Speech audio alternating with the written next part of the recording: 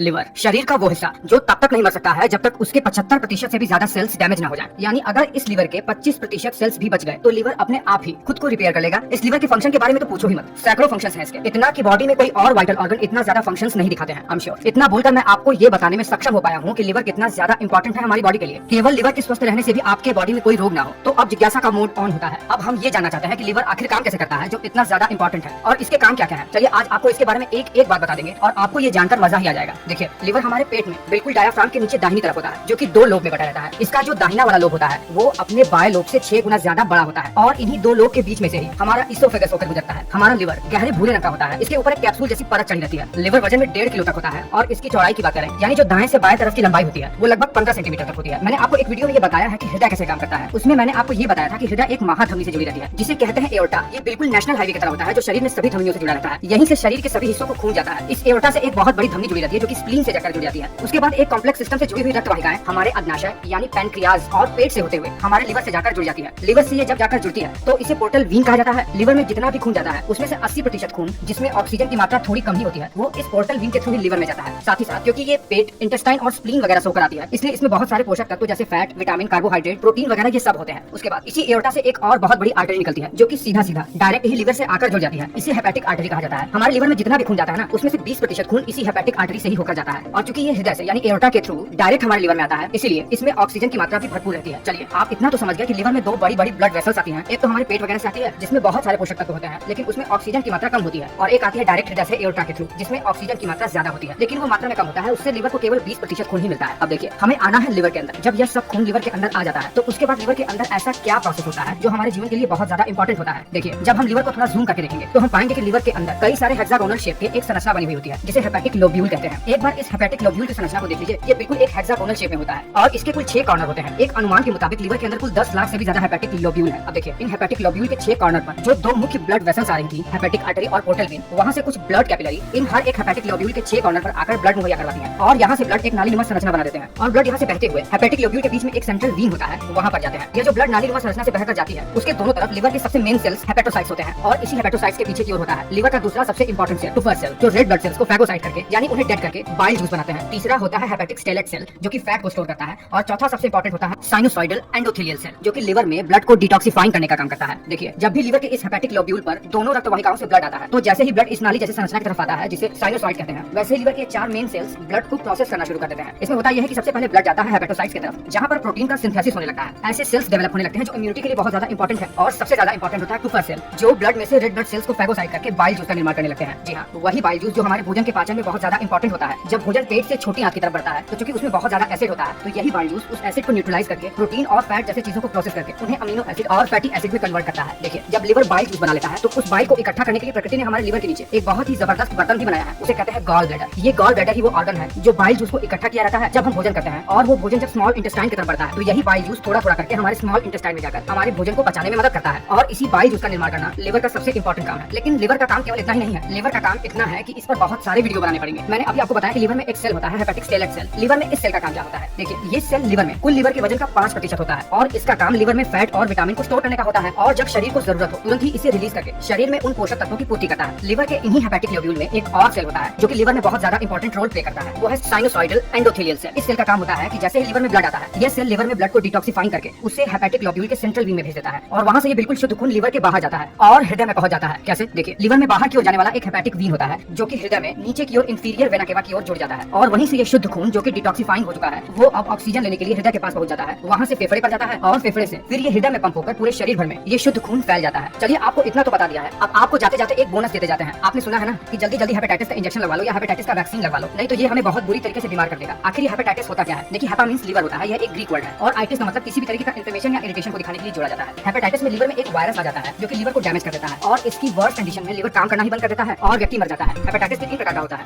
Hepatitis A, hepatitis B और hepatitis C. तीनों ही प्रकार में 3 अलग अलग वायरस होते हैं जो कि लिवर को बहुत ही बुरी तरीके से डैमेज कर देते हैं। इसीलिए बचपन में आप में से कई लोगों को हेपेटाइटिस का वैक्सीन लगाया गया होगा ताकि हमारा लिवर जीवन पर्यंत सुरक्षित रहे। और जो हमारे शरीर में पीलिया हो जाता है ना, उसमें भी लिवर का थोड़ा बहुत रोल है। पीलिया में ये होता है कि हमारे शरीर में डेड आरबीसी यानी बाइल जूस में बिलीरुबिन का निर्माण बहुत ज्यादा हो जाता है जो कि ब्लड स्ट्रीम में जाकर मिल जाता है और चूंकि बिलीरुबिन का कलर पीले रंग का होता है इसीलिए पीलिया में पूरा शरीर पीले रंग का हो जाता है। तो मैं उम्मीद करता हूँ कि मैं आपको एक बहुत ही ज्यादा इंपॉर्टेंट नॉलेज दे पाने में सक्षम हो पाया हूँ। अगर सच में ऐसा है तो आप वीडियो को लाइक कर दो और नीचे कमेंट करके कुछ भी बताओ जो भी आपको बताना है लिवर के बारे में या किसी भी चीज के बारे में। मैं इंतजार